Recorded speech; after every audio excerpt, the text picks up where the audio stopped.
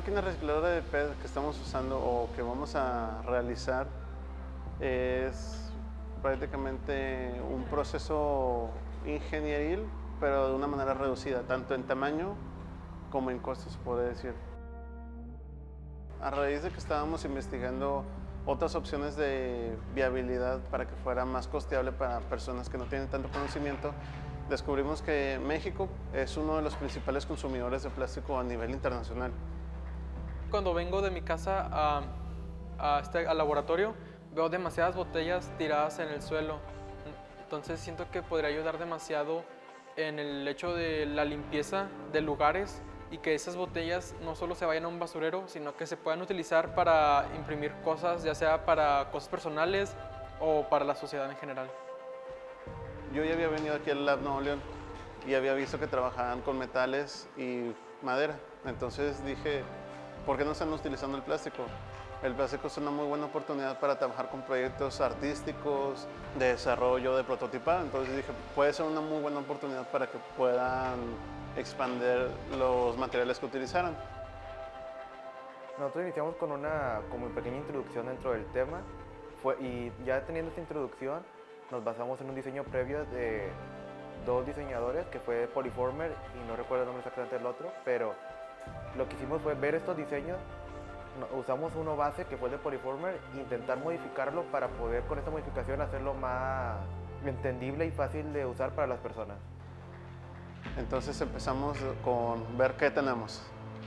Del ver qué tenemos empezamos a reducir a una opción más viable. Ahorita estamos trabajando con lo que es el Arduino porque es más accesible, porque es más barato, porque es más entendible y por ejemplo uno de los proyectos originalmente con los que nos habíamos basado era con una Raspberry Pi. La Raspberry Pi es como una microcomputadora y es un poquito más cara, es a lo mejor un poquito más sencillo conseguir un Arduino, que en este momento actual podemos conseguir uno como en 100, 150, 200 pesos. Uno de los procesos más importantes en la creación del proyecto ha sido la reconceptualización de cómo entender el diseño original, el diseño en el que nos inspiramos. Entonces, como uno de esos, el reto de que podamos traducir el diseño a que cualquier persona tenga acceso a él y realmente hacerlo accesible a las personas, y por otro lado, el proceso del mismo reciclaje de plástico.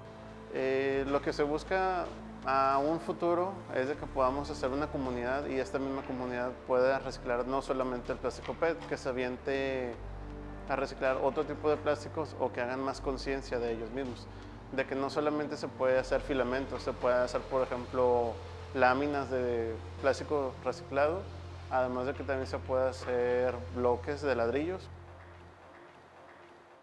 Equipo de protección. Tipo de protección. ¿Pongo el celular así? Para ti. Tus ojos. Ok.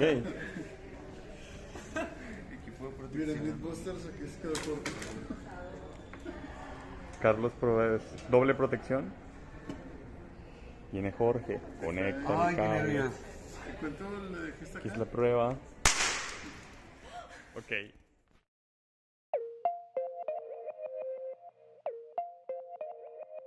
Esta es la primera máquina prototipada de plasticiclo. Un dispositivo capaz de convertir las botellas de PET en filamento para impresión 3D. Principalmente lo que se buscaba en esta máquina, buscamos de que este plástico, que es el plástico PET que comúnmente sacamos de los refrescos, de las aguas, lo podamos reutilizar y podamos convertir filamento de este índole y ahora sí crear otro filamento distinto que pueda usarse en las impresoras 3D. Principalmente cuenta con dos módulos. El primer módulo, que es el módulo térmico, donde añadimos piezas de una impresora 3D real, modificándolas para que el plástico ya convertido en una hebra se convierta en filamento a través, como decía Carlos, de termoformarlo. Se termoforma a un poco más de 200 grados y lo que hacemos es que en lugar de triturar el plástico y tener que pasarlo por un proceso de rehacerlo desde cero, realmente lo que hacemos es que lo hacemos un hilo, como la hebra que está aquí, y esta hebra se termoforma para convertirse en un cilindro como si fuera un hilo pero de plástico, que eso se conoce como filamento en la impresión 3D. Y por otro lado está el módulo mecánico, donde incorporamos un motor NEMA 17 para mover el cilindro o el carrete que va a compactar el filamento y lo va a hacer, digamos que el entregable completo, que es el rollo de filamento, que es este que está por esta zona. Entonces lo que hicimos fue que no solamente conectamos el motor directamente, como lo pueden notar, sino que desarrollamos un tren de engranes de 2 fases, donde el objetivo fue maximizar la fuerza del motor, perdiendo sí velocidad, porque la verdad es que perdimos bastante velocidad en el intento, pero en este caso justo era el objetivo, porque de hecho el hilo que tira o el filamento ya convertido se tiene que tirar muy lento. No tenemos una velocidad fija, sin embargo sí podemos decir que es de que muy lento. Entonces el objetivo aquí fue convertir la fuerza del motor en multiplicarla casi por 80 veces, reduciendo su velocidad también 80 veces, pero cumpliendo el propósito, que al final era tirar con fuerza y seguridad del hilo, del filamento.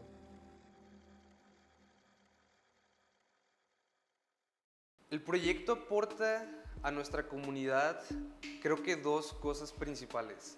La primera es una reconciencia respecto al desperdicio de plásticos y también respecto a todo el tema de la sobreproducción de las grandes empresas respecto a las botellas, porque es verdad que hay una sobreproducción absurda en cuanto a las botellas.